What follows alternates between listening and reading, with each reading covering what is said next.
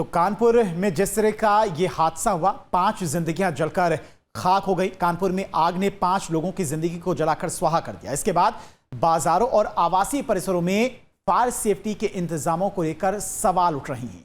News state ने UP के खास शहरों की रियलिटी चेक किया है और जाना है कि आग से निपटने की कैसी व्यवस्थाएं हैं। हादसा किसी भी वजह से हो सकता है, क्या ऐसे ही लोगों की जान जाती रहेगी? और अगर आवासीय परिसर में फैक्ट्री या फिर अन्य कमर्शियल गतिविधि चल रही है तो उसे रोकने की जिम्मेदारी आखिर किसकी है?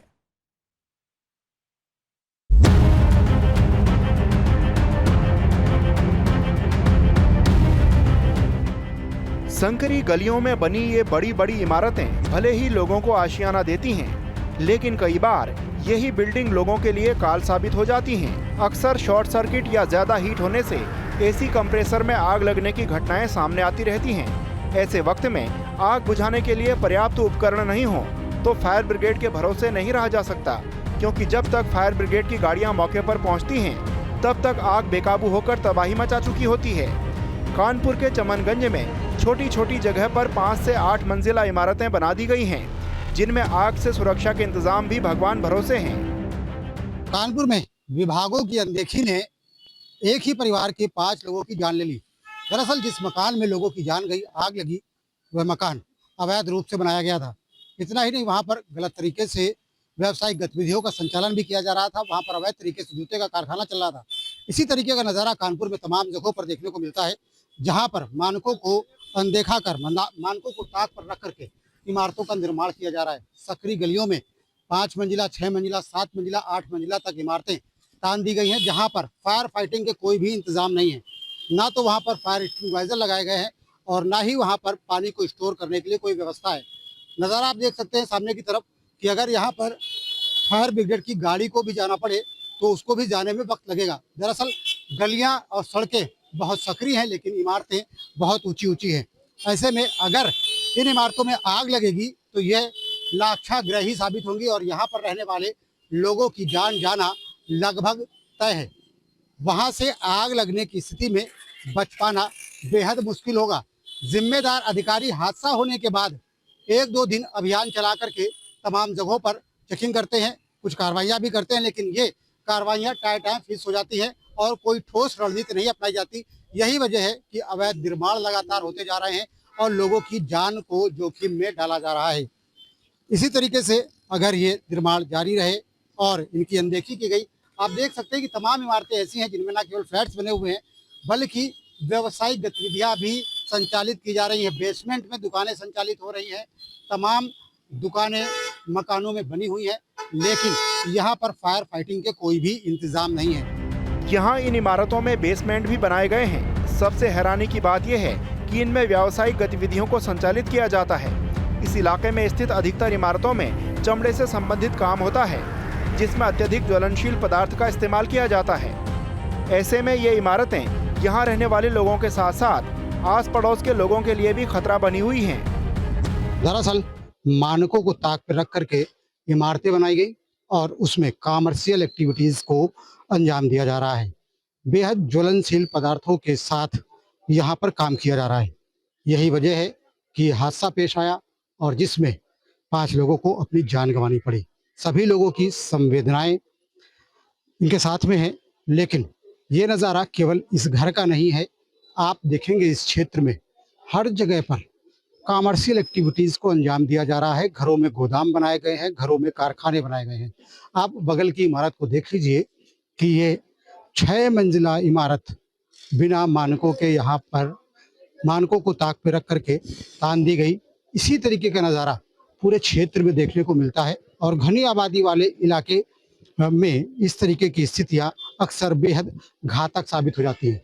दरअसल एक तरफ मानकों को अनदेखा करके इमारतों को बनाया जाता है, वहीं दूसरी तरफ इनमें पानी के कोई इंतजाम नहीं होते, इनमें फायर फाइटिंग के कोई इंतजाम नहीं होते, जिसके चलते जब कभी यहाँ पर आग लगती है तो यह एक तरीके से लाक्षाग्रह साबित हो जाती है। इस तरफ का नज़ारा एक छोटा सा मकान जिसे कई मंजिला तान दिया गया और इसके अंदर अब कारखाने का संचालन किया जा रहा है। आप देख सकते हैं किस तरीके से इसके दरवाजे पर लिखा हुआ है क्वीन इंटरनेशनल। यहाँ पर बताया जा रहा है कि जूते चप्पल का कारखाना संचालित हो रहा है, जो कभी भी हादसे का सबब बन सकता है। ऐसे इलाकों में जब आग की घटनाएं होती हैं तो दमकल की गाड़ियों को पहुंचने में भी परेशानी होती है, जिसकी वजह से नुकसान बढ़ जाता है। चमनगंज की घटना में भी ये कहा जा रहा है कि संकरा इलाका होने के कारण दमकल की गाड़ियां देरी से पहुंची, जिससे आग पर काबू पाने में 10 घंटे लग गए। इसमें देखिए ये एक रिहाइश का एरिया है, ये एक कमर्शियल एस्टेब्लिशमेंट नहीं है। जो इसमें इनके हाइडेंट लाइन जो डाउन कमर सिस्टम होता है एनडीसी कंपनी, वो इसमें प्रतीत हो रहा दिखाई दे रहा है ना। अब वो ऑपरेशनल था नहीं था ये तो बात का विषय, क्योंकि लाइट वगैरह सब चली गई होगी उस दौरान पे नहीं ये चल पाया होगा। जो भी है वो देखा जाएगा उसको। बाकी रिहाइश में इस तरह का जो वो चल पाएगा। इनकी एजेंसी इन्वॉल्व रहती हैं, नक्शा कब पास हुआ, कैसे हुआ, क्या क्या विभाग का क्या प्रक्रिया रही, किस किस विभाग का, वो जो भी निर्देश ऊपर से उनके अकॉर्डिंग। 8 बजे की घटना और फायर ब्रिगेड आना स्टार्ट हुई 9:30 बजे से 1.5 घंटा तो ये लेट हुआ। अगर स्टार्टिंग में आती तो घटना होने से बचती, और ये इतना बड़ा हादसा था। इसमें पूरी फैमिली, पूरा कारोबार, पूरा बिल्डिंग सब तबाह हो गया। सब एक बगल में बैकेंटेक में आग लगी थी। कम से कम 1.5 घंटे के बाद यहाँ पर आग बुझाने फायर ब्रिगेड आई है। फायर ब्रिगेड बहुत लेट आती है यहाँ पर, लेट आती है जी, इससे काफ़ी नुकसान हो जाता है। यहाँ लगभग एक मकान छोड़ एक मकान सब जगह कारखाने ही चलते हैं, सब अवैध कारखाने चल रहे हैं। कहीं पे जूते का काम हो रहा है तो कहीं पे एक्सपोर्ट का काम हो रहा है। ना कोई फायर इक्विपमेंट लगा हुआ है, ना कोई सुविधाएं हैं, और जो है 6-6 मंजिला बिल्डिंग टंगी हुई है, सब उसमें रह रहे हैं। पिछले साल से अब तक प्रदेश में आग लगने से बड़े हादसे हुए हैं। झांसी में महारानी लक्ष्मीबाई मेडिकल कॉलेज में आग लग गई थी, जिसमें 10 नवजात की मौके पर मौत हो गई थी। महाकुंभ मेला क्षेत्र में भयंकर आग लग गई थी। हाल ही में नोएडा के शॉपिंग कॉम्प्लेक्स में भीषण आग लग गई थी। लखनऊ के लोकबंधु अस्पताल में भी आग देखी गई थी। गाजियाबाद के आदित्य टावर में हाल ही के दिनों में आग लगी थी। अब आपको गाजियाबाद की तस्वीरें दिखाते हैं, जहां राजनगर डीआरसी स्थित कमर्शियल कॉम्प्लेक्स में आग लग गई थी, जिसके बाद 100 से ज्यादा लोगों को रेस्क्यू कर बाहर निकाला गया था। लेकिन सवाल तब उठा जब इस बात की जानकारी सामने आई कि कमर्शियल कॉम्प्लेक्स में आग बुझाने के कोई इंतजाम नहीं थे, न ही फायर की एनओसी थी। हालांकि उस बाबत जब हमने गाजियाबाद के सीएफओ राहुल पाल से बातचीत की तो उनका कहना था कि बिल्डिंग को लेकर वाद पहले से ही दायर है। जनवरी से लेके हमारे यहाँ गाजियाबाद में लगातार अभियान चलाया जा रहा था, जिसमें हाई राइज सोसाइटीज़ हैं या होटल्स हैं या हॉस्पिटल्स हैं, उनको लेके उनको चिन्हित करके उनको नोटिस निर्गत करना है, उसके आगे जो भी कार्रवाई बनती है वो करने के लिए लगातार अभियान चल रहा है। इसको लगभग हमारे गाजियाबाद में 39 माननीय सीजम कोर्ट में वाद दायर हैं। इसके अलावा हमारे गाजियाबाद में जो जिनमें कमियां पाई गई हैं उन बिल्डिंग को चिन्हित करके हमने 43 बिल्डिंगों को अभी नोटिस निर्गत किया है 2025 में। तो नोटिस भी आपने भेजा, बात भी चल रहे हैं सर, लेकिन कल जहां पर ये हैपनिंग हुई थी, जो हम रिसेंटली बात कर रहे हैं, वहां जो आसपास के और भी बिल्डिंग्स हैं, कमर्शियल एक्टिविटीज जहां चल रही हैं, वहां भी तमाम बिल्डिंग है जो जिन पर फायर एनओसी नहीं है। अभी विभाग द्वारा 1 महीने का एक विशेष अभियान चल रहा था ऑलरेडी। हम लोग सभी बिल्डिंगों को देख भी रहे हैं। जल्दी आरडीसी में एक विशेष अभियान चलाकर सभी बिल्डिंगों को चिन्हित करके उनमें जो फायर सर्विस की कार्रवाई है उसको हम लोग करेंगे। क्या सभी कमर्शियल कॉम्प्लेक्स ठीक तरह से संचालित हो रहे हैं? क्या सभी में आग बुझाने के संयंत्र हैं? फायर एनओसी है या नहीं? इस बात का रियलिटी चेक न्यूज स्टेट की टीम ने ग्राउंड जीरो पर जाकर किया। इस वक्त हम मौजूद हैं गाजियाबाद के राजनगर आरडीसी के उस इलाके में, जहां कल लगभग 3-3:15 बजे अफरा तफरी का माहौल बन गया था। उसकी वजह थी कमर्शियल टावर के अंदर आग लगना। ये वो टावर है जिसमें कल 3-3:15 बजे के करीब आग लगी थी, और उसके बाद आप देख सकते हैं जितनी भी खिड़कियां थी उनके कांच को तोड़ा गया था, लोगों को रेस्क्यू कर बाहर निकाला गया था, और तकरीबन 100 से ज़्यादा लोग अंदर फंसे हुए थे। रेस्क्यू कर उनको बाहर निकालने का काम किया गया था। सबसे बड़ी बात जो निकलकर सामने आई थी, फायर सेफ्टी सिस्टम की बात अगर हम करें तो बिल्डिंग के अंदर नहीं थे, और इसको लेकर जो फायर सेफ्टी सिस्टम ना होना है उसको लेकर वाद भी इस पर बिल्डिंग पर दायर किया हुआ है। ऐसा कहना है गाजियाबाद के सीएफओ राहुल पाल का। गाजियाबाद के डीआरसी में यही वो जगह है जहां कमर्शियल बिल्डिंग में आग लगी थी। तस्वीरों में आप देख सकते हैं बिल्डिंग की खिड़की के शीशे को तोड़कर बिल्डिंग में फंसे लोगों को बाहर निकाला गया था। यहाँ हमने देखा कि क्या अन्य बिल्डिंगों के अंदर भी फायर सेफ्टी सिस्टम लागू है या नहीं।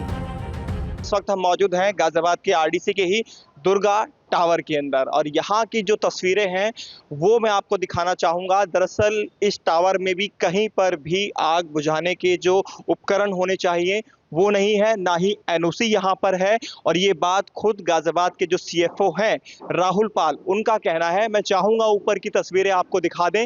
ये आप देख सकते हैं कि एक तो बिल्डिंग जो है वो भी जर्जर हालात के अंदर है, जो प्लास्टर है बिल्डिंग का वो भी छुटकर नीचे गिर रहा है। तो दूसरी तरफ कहीं भी फायर सेफ्टी प्रिकॉशंस जो सिस्टम होना चाहिए, जो लगा होना चाहिए, वो यहाँ पर नहीं है। इस बाबत जो गाजियाबाद की सीएफओ है राहुल पाल, उनका साफ तौर पर कहना है कि दुर्गा टावर को लेकर भी नोटिस जारी किया जा रहा है। इसके अलावा आरडीसी के अंदर जितने भी कॉमर्शियल कॉम्प्लेक्स बने हुए हैं उनको लेकर सर्च ऑपरेशन किया जाएगा और ये देखा जाएगा कितने ऐसे टावर हैं जिनके अंदर फायर सेफ्टी सिस्टम नहीं लगा हुआ है।